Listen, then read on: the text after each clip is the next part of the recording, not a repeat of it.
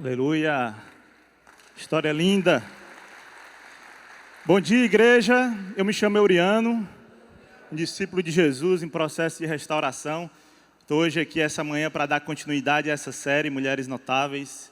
E é uma maravilha estar aqui com vocês essa manhã. Mas antes de entrar no tema de hoje, eu quero aqui parabenizar todas as mulheres, né? Então essa semana, dia 8, foi o Dia Internacional da Mulher, uma data simbólica para alguém que precisa ser amada, respeitada, valorizada todos os dias. Então, uma salva de palmas para todas as mulheres que estão aqui. E eu também vou aproveitar o momento que ontem eu fiz 13 anos de casado, né? Então, parabenizo minha esposa também, Rosinha. Bom, quando eu falar sobre mulher, vem logo em mente aquele texto de Provérbios 31, mulher virtuosa, que Salomão escreveu. Eu quero fazer aqui rapidinho, eu tenho esse texto em verso, eu fiz um resumo aqui para a gente não perder muito tempo assim. E ele começa assim, verso... Sempre quando eu venho aqui eu quero trazer algum verso, né? Então, acostuma aí, tá? Provérbios 31 começa assim: uma mulher arretada onde é que se havia, mulher desse jeito tem muita valia. O marido confia nela de noite e de dia, e o sábio discorre o texto dizendo que ela é muito prendada. Uma mulher trabalhadora, bastante respeitada, que anda linda, cheirosa, bonita e arrumada. E quando ela se achega e se põe a prosear, o povo fica abestado com o seu linguajar, um português tão bem dito que faz os outros se invocar. Mas para ter um assim, presta atenção, homens. Mas para ter um assim, faça também a sua parte, a trate com respeito, não deixe que lhe falte amor, segurança, carinho.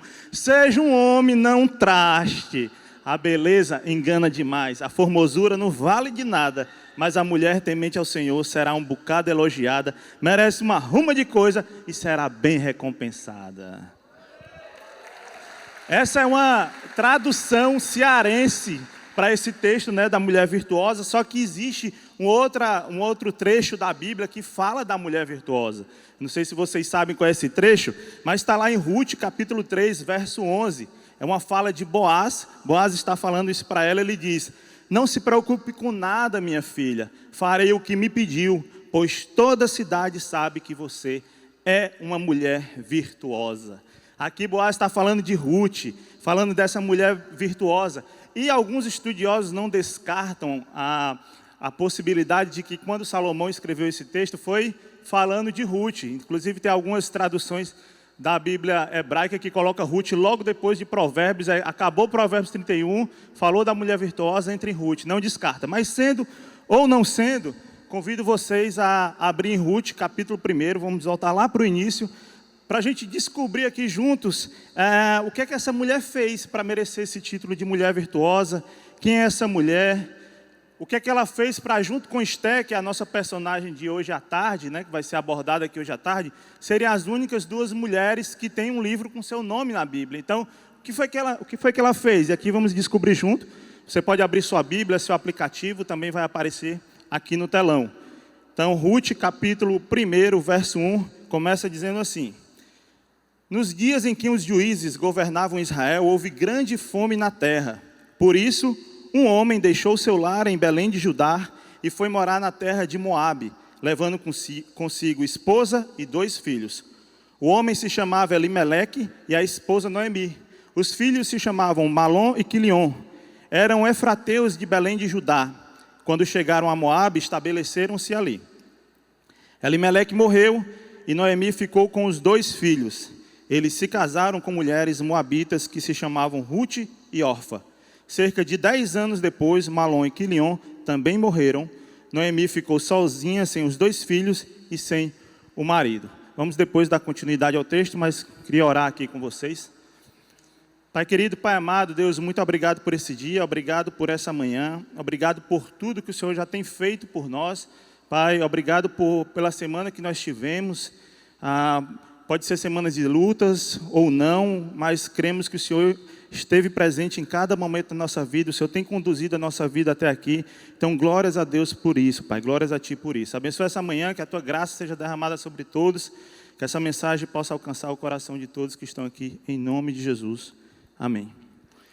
Bom, vamos entender esse contexto aqui onde passa essa história. Essa história ela se passa no período dos juízes, que teve início logo depois da morte de Josué e se estendeu por 350 anos até a coroação de Saul. Então foi um período aí longo de 350 anos, e esse foi um período muito turbulento na história de Israel.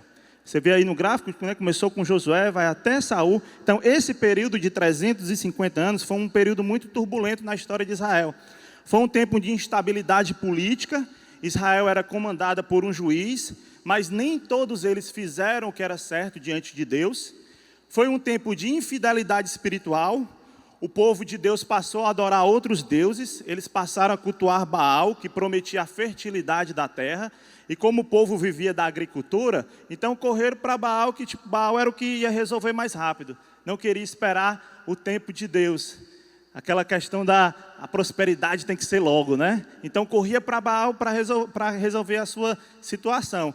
Só que o que era oferecido para Baal era oferecido orgias, oferecia todo tipo de orgia para que fosse recompensado. Então com isso, com essas orgias, né? Então os cultos eram realizados à base de muita imoralidade, promiscuidade, e com isso levou Israel também a um colapso moral. Se a gente pega o último versículo do livro de Juízes, Juízes capítulo 21, verso 25, resumidamente diz o que é que vivia, como era aquele período. Diz assim: naqueles dias Israel não tinha rei, cada um fazia o que parecia certo aos seus próprios olhos. Então, realmente é um momento muito complicado da história do povo, assim, o que era uma bagunça muito grande que havia. O povo de Israel, naquele período, ele vivia numa grande espiral.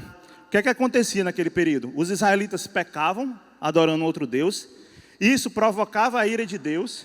O Senhor entregava os israelitas nas mãos dos seus inimigos. O povo se angustiava e começava a clamar ao Senhor. E aí o Senhor levantava um juiz para poder libertar o povo. E depois o ciclo continuava. E aí o povo peca de novo, Deus se ira, entrega na mão dos inimigos, o povo se angustia e clama, e Deus levanta um juiz. E assim foi 350 anos vivendo nesse ciclo insano, vamos dizer assim.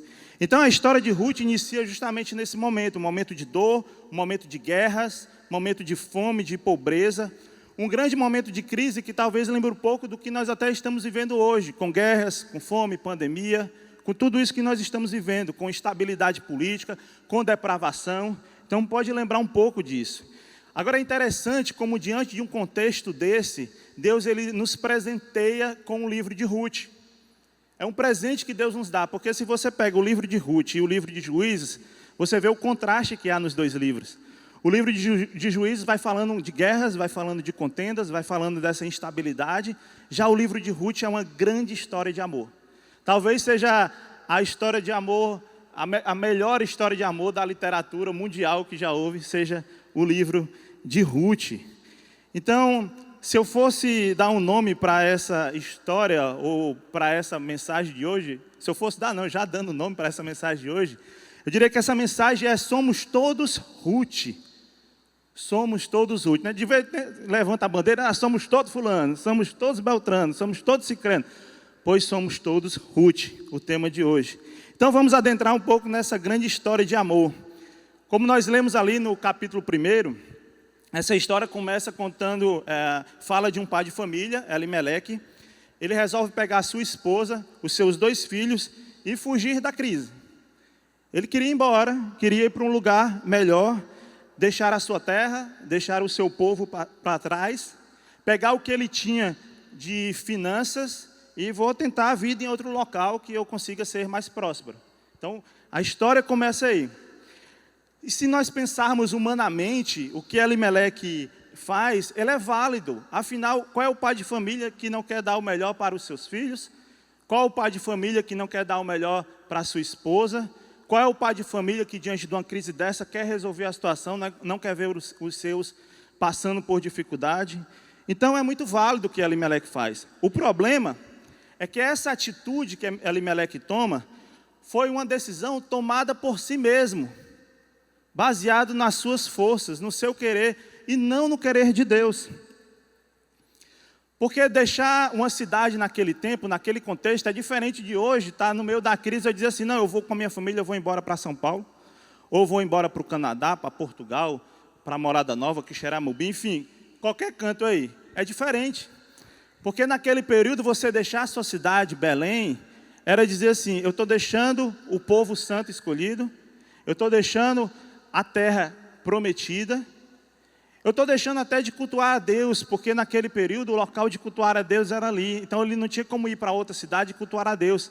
Isso mudou quando Jesus morreu na cruz do Calvário por nós e o véu foi rasgado de cima a baixo. E nós podemos cultuar a Deus em qualquer lugar. Mas não era, naquela forma, não era, naquele período não era dessa forma. Então o que, de certa forma, Elimeleque faz, ele pega a sua família e foge para longe de Deus. Ele vai para o caminho contrário, ele vai para longe de Deus. Isso serve até como uma reflexão para a gente, para perceber que diante de tantas crises, dificuldades, o que é que nós temos feito? Para onde que nós temos corrido? Será que diante de toda a situação de crise que enfrentamos, corremos para o braço de Deus ou pegamos o caminho contrário? Corremos para os braços do Senhor, para os braços de Jesus ou pego o caminho contrário, vou fugir dos meus problemas, deixo os problemas para trás, eu vou cair na bebida, eu vou cair na droga, eu vou cair no sexo ilícito, porque eu quero simplesmente esquecer dos problemas e não encará-los. Essa decisão de Elimeleque, ela piora porque ele foge, não é para qualquer cidade, ele foge para terras inimigas. Ele foge para um povo que é inimigo dos israelitas, que são os moabitas. Para quem está fazendo a leitura bíblica aí, já deve estar em Deuteronômio, que começou lá no início. Então já passou por uma história, que é a história de Balaque, que era rei moabita. Balaque vai e chama Balaão, convoca Balaão para poder amaldiçoar o povo de Israel. Então ele está fugindo para esse povo que queria amaldiçoar o povo de Israel. Elimeleque, ele deixa a sua cidade, a cidade de Belém, que significa literalmente casa do pão, é o que significa o nome Belém. Ele deixa a sua cidade, a casa de Belém, porque como faltou pão na casa do pão, Elimeleque vai atrás de pão em outro lugar. E Elimeleque vai atrás de pão na terra de um povo que negou água e pão aos israelitas. Olha aí, olha o que é que Elimeleque faz. Ele está na casa do pão e ele vai atrás de pão no lugar que negou água e pão aos israelitas quando saíram do Egito. Então essa decisão de Elimeleque já nos traz um grande ensinamento essa manhã.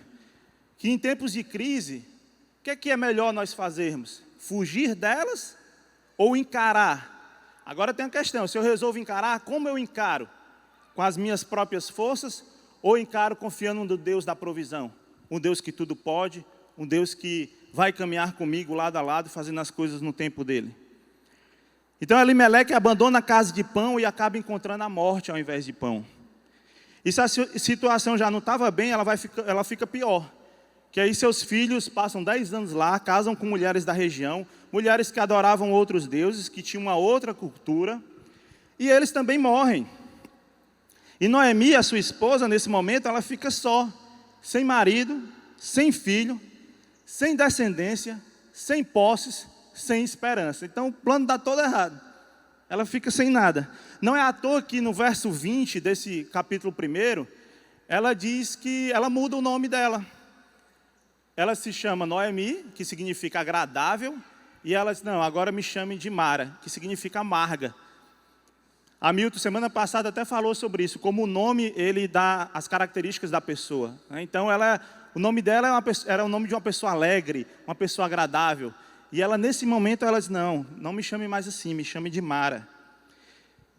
E aqui vem outra reflexão para nós maridos, para nós chefes de casa.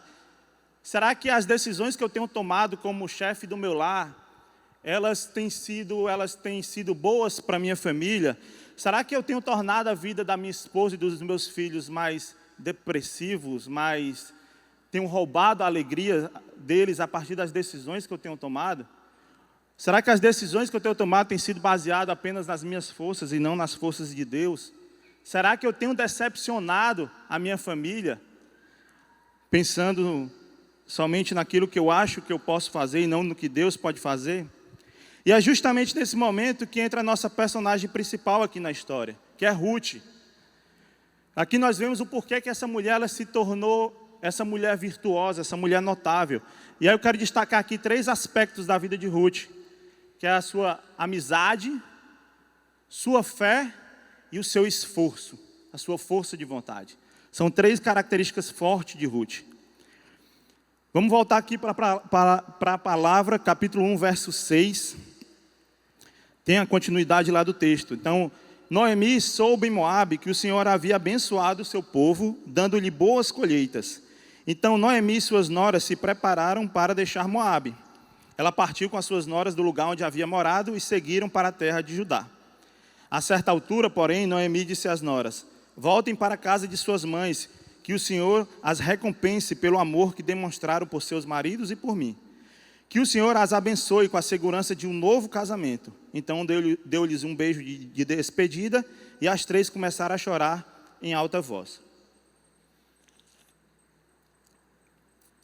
Noemi resolveu dispensar suas noras, afinal, ela era uma pobre coitada e ela não tinha muito para oferecer. O que ela tinha para oferecer para essas 2 jovens? Ruth e Orfa eram jovens, tinham suas famílias, tinham o seu povo, tinham a sua cultura. Só que essas 2 noras amavam a sogra e não queria deixá-la. Insistiu com ela: não, Noemi, nós vamos com você, continua insistindo. Aí Noemi continua lá, verso 11. Ela diz assim para as noras: voltem, minhas filhas, por que vocês viriam comigo? Acaso eu ainda poderia dar à luz outros filhos que cresceriam e se tornariam seus maridos? Não, minhas filhas, voltem, pois eu sou velha demais para me casar outra vez. E mesmo que fosse possível me casar essa noite e ter filhos, o que aconteceria então? Vocês esperariam que eles crescessem, deixando assim de se casarem com outro homem? Note que diante de tudo que Noemi estava passando, nessa fala dela você vê o quanto Noemi perdeu a esperança, o quanto Noemi perdeu a sua fé. Noemi deixou de acreditar no milagre, Noemi deixou de acreditar no extraordinário, naquilo que vem de Deus, um Deus que tudo pode, um Deus que tudo vê. Noemi sabia da dificuldade que seria para as suas noras encontrar um esposo em Israel, afinal elas eram mulheres moabitas. Então ela sabia realmente que isso seria um empecilho. Só que nesse momento Noemi não consegue olhar para Deus, no que Deus pode fazer. Ela foca apenas no que ela pode fazer. E o que ela pode fazer é uma história meio insana aí. Porque ela faz todo um plano ali. Não, então quer dizer, eu tenho que voltar para a cidade, aí eu vou ter que encontrar um marido, ela já tem idade avançada, para casar com esse marido, para ter filho, para esses filhos crescerem, para poder casar com vocês. Então, o plano de Deus é um plano, o plano dela é um plano que não faz muito sentido, só que nesse momento ela só consegue pensar naquilo que ela pode fazer. E o drama de Noemi também é o nosso drama, não vamos ficar isento disso não, porque também é o nosso drama. Quantas vezes, diante da dificuldade, diante das lutas, diante das necessidades, nós nos desesperamos porque conseguimos olhar só para aquilo que nós podemos fazer. Só conseguimos olhar para aquilo que é a força do nosso braço. Então o drama de Noemi também é o nosso drama. Queremos encontrar em nós uma solução, queremos encontrar em nós a realização. Só que Deus, Ele olha por outra perspectiva. Deus, Ele vê as coisas de cima, Ele vê saídas onde nós não vemos a saída. Então Deus consegue olhar de outra forma, amém? Tem uma música do Estênio Marcios, o Tapeceiro, que fala muito isso. Como é que o tapeceiro, ele vê do outro lado do tapete e tal. Então você olha para o tapete e você não está enxergando direito aquilo ali que está... O que é isso? Que desenho é esse que está fazendo? Mas deixa, porque o tapeceiro, ele está fazendo da maneira certa. Mas Noemi está vivendo dessa forma. E no verso 13, ainda do capítulo 1, ela revela às suas noras o que ela se tornou. Ela diz: essa situação é muito mais amarga para mim do que para vocês, pois o próprio Senhor está contra mim. Então, Noemi, ela se tornou aquela pessoa que pensa que o mundo gira ao seu redor. Centro do universo, né? Então o problema daqui, tudo, e está aqui o mundo todo girando, eu sou o centro do universo. Ó Deus, ó azar, e sim, ela se tornou isso. Ainda bem que Deus, Ele não leva em conta muitas das coisas que nós dizemos e fazemos, né? Porque olha só o que aqui Noemi diz, o final ela diz assim, ó, pois o próprio Senhor está contra mim. Noemi ela faz afirmações pesadíssimas contra Deus. Se você pega o texto e continua o texto, ela vai dizer que Deus está contra ela vai dizer que Deus lhe amargurou, que Deus lhe deixou pobre, que Deus lhe fez sofrer. É uma sequência de lamentações que Noemi começa. Só que ainda bem, como eu disse, que Deus não leva em conta muitas dessas coisas que nós dizemos. Gente, e não é fácil viver com uma pessoa como Noemi estava naquela situação. Você viver com uma pessoa que todo o tempo reclama, todo o tempo murmura, que se acha o centro do universo. Eu não sei quantos aqui já viveram com pessoas ou vivem com pessoas assim. É complicado, você não consegue manter um relacionamento. Se você chega para conversar, se você falar de um problema seu, o da pessoa é maior do que o seu. Então você nunca consegue um bom diálogo com essa pessoa. Então, realmente, é muito complicado viver assim. Só que diante de tudo isso, Deus toca na vida de Ruth, para ser esse contraponto de Noemi. E é por isso que aqui vem a primeira virtude dessa mulher, que é a sua amizade.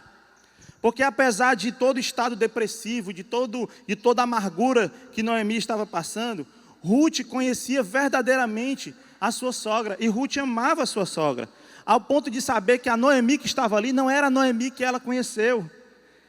A Noemi que estava falando ali não é a Noemi que ela conviveu durante tanto tempo, não é a Noemi que apresentou o Senhor para ela.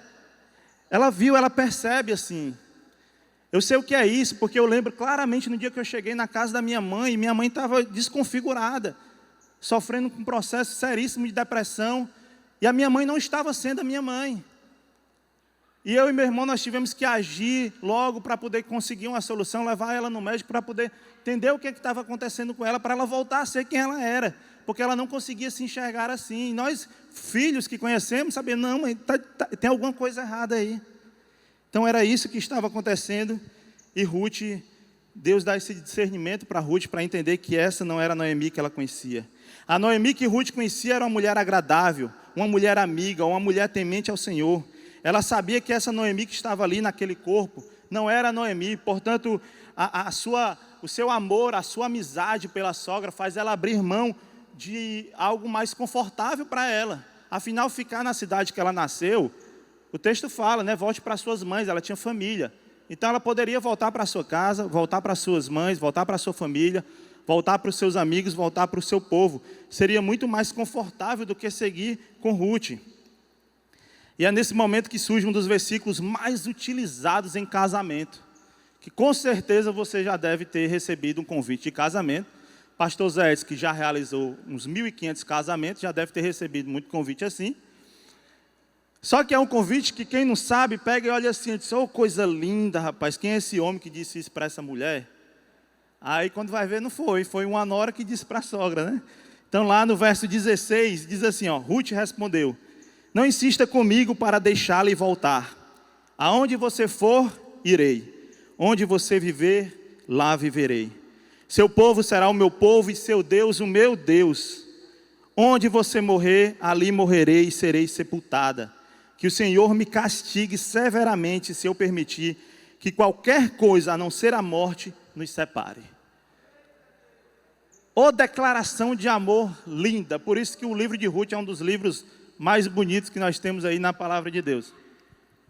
Tem a letra de um samba brasileiro que fala sobre a amizade, que ele diz assim, a amizade nem mesmo a força do tempo irá destruir, somos verdade. Quero chorar o teu choro, quero sorrir teu sorriso, valeu por você existir, amigo.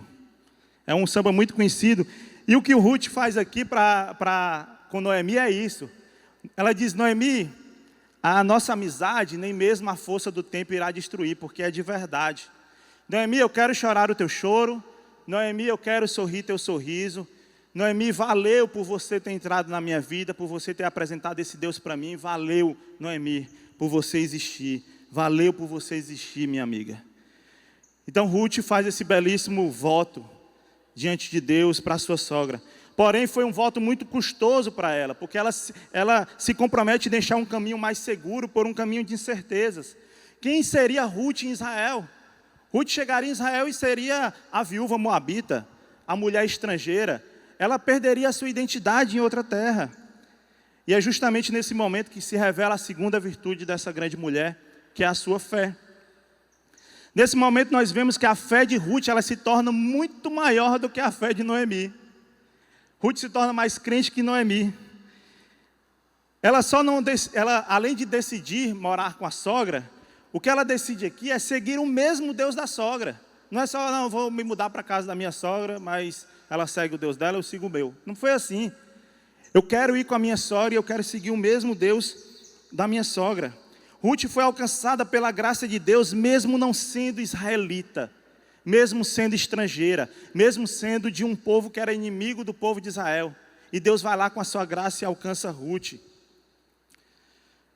O custo que nós, irmãos, nós temos para seguir a Deus, o custo que nós temos para cultuá-lo, o custo que nós temos para adorá-lo, é muito pouco comparado ao custo que Ruth teve, quando nós lemos aqui. Nós vivemos em um país cristão, onde nós podemos ainda professar nossa fé com total liberdade. Mas tem homens e mulheres vivendo aí em outros países, aí no Oriente, que não podem. E o custo desses irmãos são infinitamente maiores do que o meu, do que o seu. Eu tenho a Bíblia aqui no aplicativo, eu posso ler aonde e quando eu quiser. Mas eu não leio porque eu não quero. Mas ela está ali, está acessível, está na minha mão. Eu tenho uma igreja para frequentar que nem parede tem. Eu posso vir na hora que eu quiser. Mas muitas vezes eu deixo de vir. Fico na minha comodidade. Eu tenho diversos irmãos para viver relacionamento por essa cidade, viver grupo de relacionamento, mas muitas vezes não, eu não quero viver relacionamento com outros. Aí nesse caso eu vou dizer assim para vocês, eu disse que o título da mensagem é Somos Todos Ruth, né? Nesse caso eu diria que somos todos Noemi, inclusive nas reclamações e nas murmurações. Eu posso dizer que eu sou um crente velho, certo? Eu não sou um velho crente, tá? É diferente. Porque eu não fiz nem 40 anos ainda. Mas crente velho eu sou, porque é 31 anos seguindo a Jesus desde pequeno, desde criança, né? Na igreja. Então posso dizer que eu sou um crente velho. Então eu falo com propriedade. Sabe qual é o problema do crente velho? Ele deixa de se maravilhar com as coisas de Deus. Isso é um grande problema. O crente velho, ele cai no comodismo, deixa de ler a palavra. O crente velho, de novo, eu digo isso com propriedade, ele vive numa montanha-russa. Tem hora que ele está lá em cima, tem hora que ele está lá embaixo, tem hora que está lá em cima, lá embaixo. Quando está lá embaixo, é reclamando de tudo. Reclama da igreja, reclama da liderança, reclama dos amigos, reclama de Deus, que Deus não faz as coisas para ele, e por aí vai. Esse é um grande problema aí do crente velho, né? Aí sabe o que é que acontece? Muitas vezes nós estamos cheios de Ruths e órfãs ao nosso lado. Essas mulheres se aproximando, essas pessoas se aproximando de nós. E o crente velho, vai para lá. Não caminhe comigo não, vá-se embora. Esse é o problema, é isso que acontece. Aí, nesse caso, nós perdemos muitas órfãs no caminho. Que olha assim e diz, eu não quero seguir o Deus desse aí. Para ser crente igual a esse aí, quero não, ó. Me deixa onde eu estou mesmo. Para seguir o Deus desse aí, quero não. Deixa onde eu estou. Só que Deus ama tanto o crente velho, que aí ele tem as órfãs, mas ele também coloca as Ruths. Aí levanta aquele novo convertido, cheio de fogo, aquele novo convertido vivendo o primeiro amor, aí coloca no teu caminho, coloca dentro do teu grupo de relacionamentos, só para te dar uma chacoalhada, para poder te resgatar, que nem foi com Noemi. Quantos aqui já se depararam com um crente desse dentro do GR, hein, que chega no grupo de relacionamento e diz, eita, o cara está lendo a Bíblia todinha, e diz, aí você fica até encabulado, né, diante de uma situação dessa, né? Então Ruth é esse novo convertido, cheio de fé, cheio de esperança, que foi totalmente necessária na vida da sua sogra, para tirá-la do fundo do poço que ela encontrava. E aqui entra a terceira virtude dessa mulher. A primeira foi a sua amizade, a segunda, sua fé, e a terceira virtude, o seu esforço. Quando Ruth já está em Belém, ela pede permissão à sua sogra para sair e trabalhar. Afinal, as duas eram viúvas. Então, Noemi já era mais velha, Ruth já era mais nova. Então, ela se dispõe a sair e colher espigas de cereal que não foram recolhidas na colheita e ficaram pelo caminho. Ela sabe que isso é o máximo que ela pode fazer como uma mulher estrangeira e pobre. Porque havia uma lei em Israel, está lá em Levítico capítulo 19, que Deus orienta aos israelitas aquilo que caísse pelo caminho, deixe para os estrangeiros, deixe para os pobres. Então ela tinha consciência daquilo que cabia a ela. Então ela saiu justamente atrás desse alimento. Ruth vai atrás do resto. Ruth vai atrás daquilo que é deixado para quem é pobre, para alguém que está na situação como ela. Só que no meio disso tudo chega o dono da propriedade. Chega o senhor da terra, o que manda em tudo. E quando ele chega, ele percebe que há alguém diferente ali naquele meio. Há uma moça jovem, uma novata entre os ceifeiros, mas alguém que não estava catando no pé, mas estava tirando do chão. E ali ele já percebe ali que é uma estrangeira, pobre, enfim. Então ele vai falar com um dos seus empregados. E olha só o que seu empregado diz a respeito de Ruth.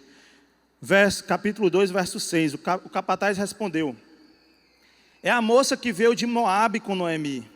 Hoje de manhã ela me pediu permissão para colher espigas após os ceifeiros.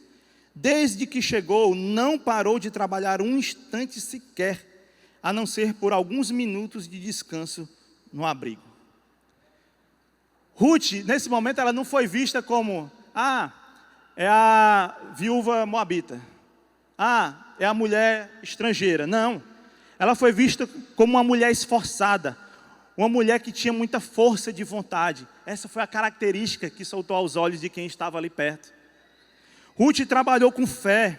Ela acreditava na provisão de Deus. Só que Ruth não ficou esperando de mãos abanando. E esse é um problema, quando nós queremos de Deus, mas também nós não queremos fazer nada. E fica lá, estou aqui, Deus vai prover, Deus vai fazer acontecer. Nós temos uma responsabilidade. Nós temos algo para fazer. Só que chega num momento que nós somos limitados, paramos. Aí sim, Deus age com a sua providência. Mas muitas vezes a gente quer esperar que Deus faça tudo, mas não.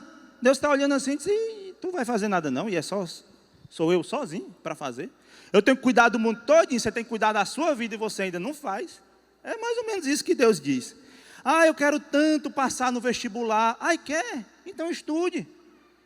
Estude, se esforce. Aí vai chegar um momento, na hora da prova, que Deus vai trazer à sua mente aquilo que você estudou.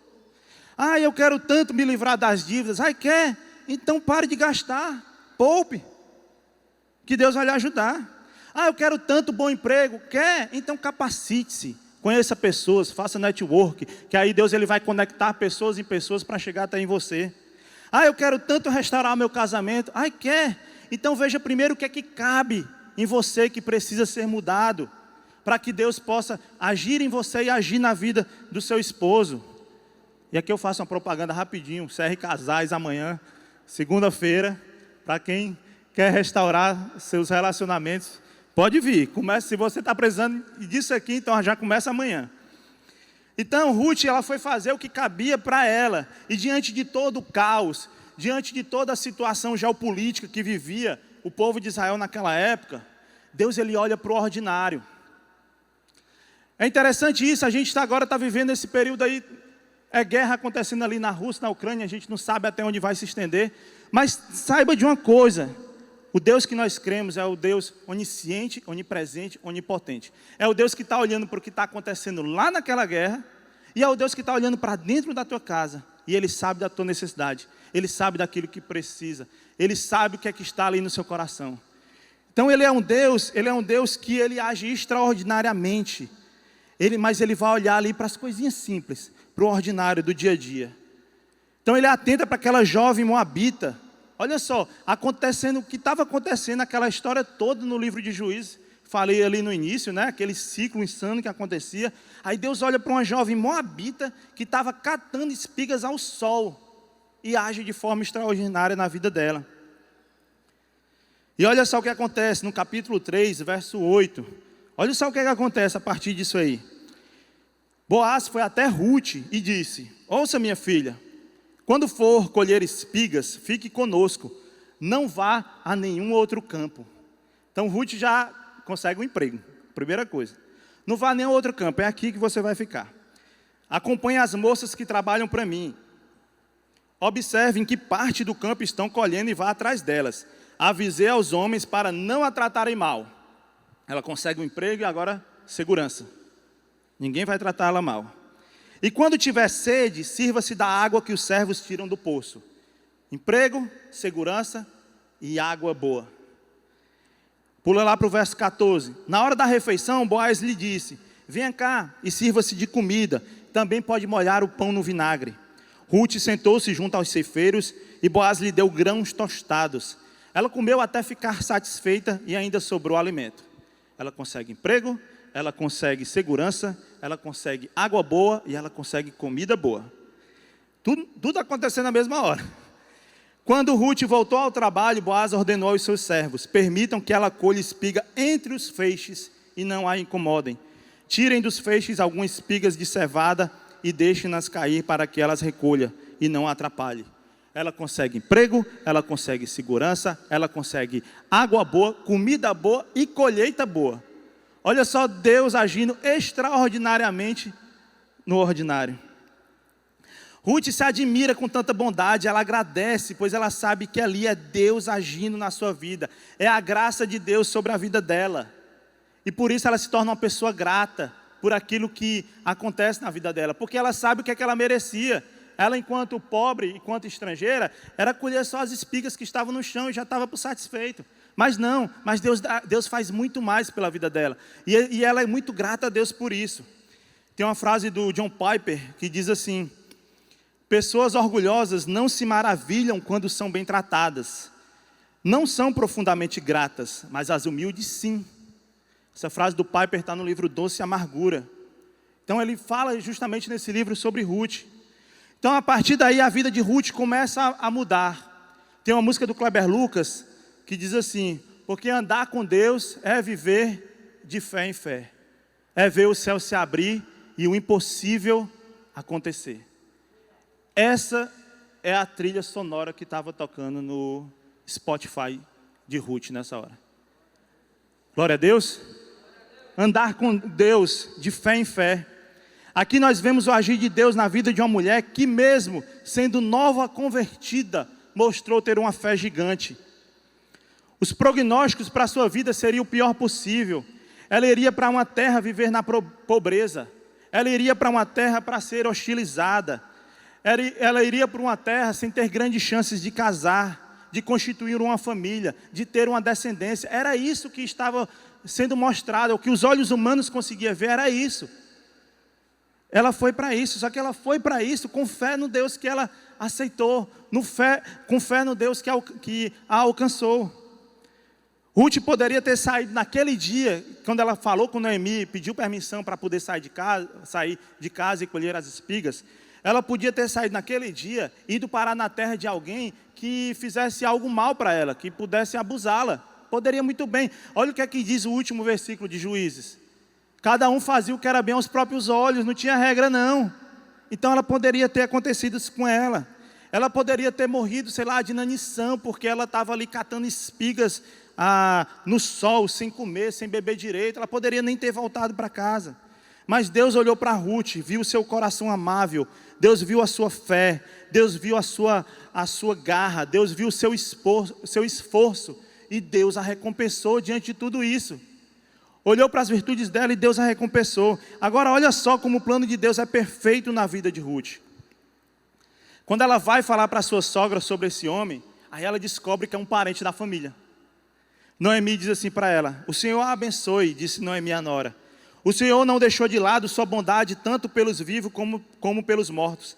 Esse homem é um de nossos parentes mais próximos, o resgatador de nossa família. E resgatador, que significava esse papel do resgatador, era Israel. As terras não pertenciam a você, pertenciam a Deus. Então se você fosse precisar vender a terra, como Noemi que estava pobre, ela teria que vender para algum parente próximo. Esse parente seria o resgatador.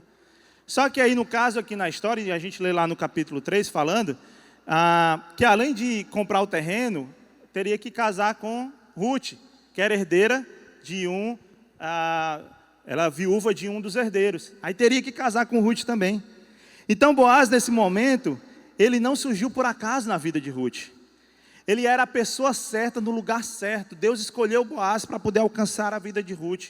Ele foi o resgatador escolhido de Deus, não só para comprar um terreno, mas para dar uma descendência para Ruth e para Noemi. Deus ele vai agindo, a gente não vê o que é que Deus faz, mas Deus vai mexendo. Deus ele vai ele te provê com um alimento, mas ao mesmo tempo que ele está te provendo com alimento, ele está envolvendo, está tocando no coração de outra pessoa que vai te alcançar em algum momento da tua vida, que vai cruzar pela tua vida de alguma forma. O que Deus faz é maravilhoso, nós não conseguimos enxergar. Somos peças num tabuleiro de xadrez, mas Deus é o que está acima. E que Ele já está vendo a hora que vai dar checkmate, na hora que as coisas precisam acontecer. Esse é o Deus que a gente crê, esse é um Deus soberano. E essa história chega ao fim mostrando como esse Deus é soberano sobre todas as coisas. Como Ele tem um controle, como Ele pode mudar uma situação, como Ele pode transformar uma vida, como a vida da Geslane, que a gente viu aqui nesse testemunho, que não tinha perspectiva de nada, que os prognósticos eram outros, totalmente diferentes. E Deus age na vida dela, e Deus age na vida de uma família que ela nunca viu na vida, que foi a família do seu nobre, para poder se encaixarem, se conhecerem, e Deus a partir dali dá uma descendência para ela. Ela casa, ela tem filho, é isso que acontece aqui. Olha só esse gráfico aqui para a gente ver, ó. Ruth, ela casa-se com Boaz, e tem um filho chamado Obed. Obed tem um filho chamado Jessé, que foi pai do meninozinho também, que esse meninozinho era insignificante, até ele derrotar um gigante, que é Davi, que se tornou rei de Israel.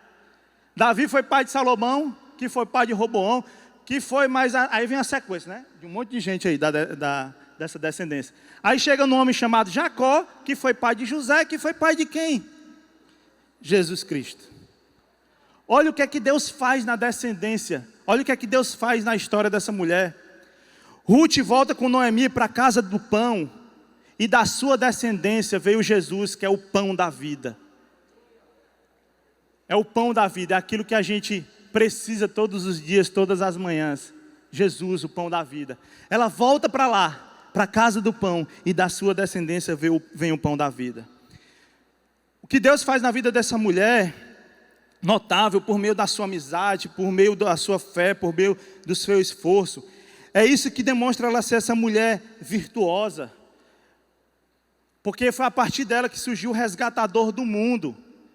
E aqui a banda já pode subir, encerrando esse tempo aqui com vocês.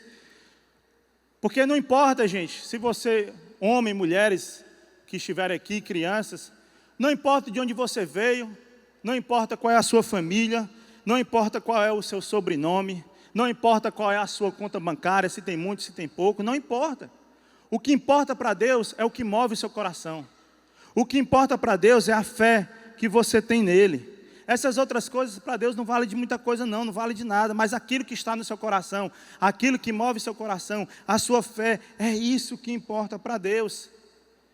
E Deus, Ele pode alcançar todos nós, Deus nos alcançou. É por isso que o tema dessa mensagem aqui somos todos Ruth.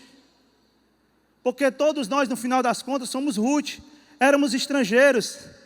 E Deus nos resgatou para o seu povo. O que nós merecíamos era a morte, a palavra de Deus sobre isso. E Deus nos dá a vida. Então Deus faz muito mais por nós daquilo que nós merecemos. O que nós podemos aprender aqui com essa história de Ruth é que nós temos que ser gratos a Deus por tudo aquilo que Ele faz.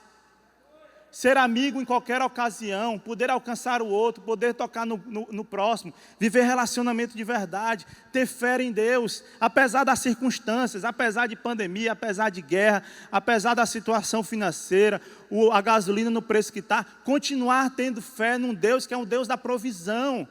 É andar com esse Deus, é andar com Deus, é andar de fé em fé, porque o impossível pode acontecer, o impossível vai acontecer.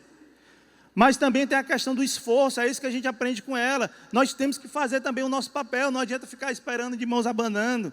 Então Deus quer que nós façamos alguma coisa, Deus quer que nós possamos dar o primeiro passo. Então é isso, gente, todos nós somos Ruth.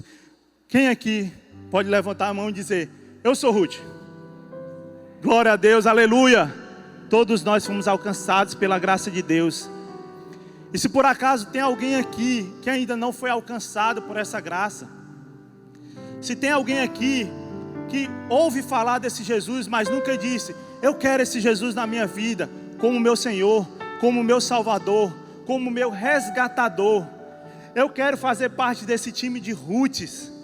Se tiver alguém aqui essa manhã, peço que você levante a sua mão.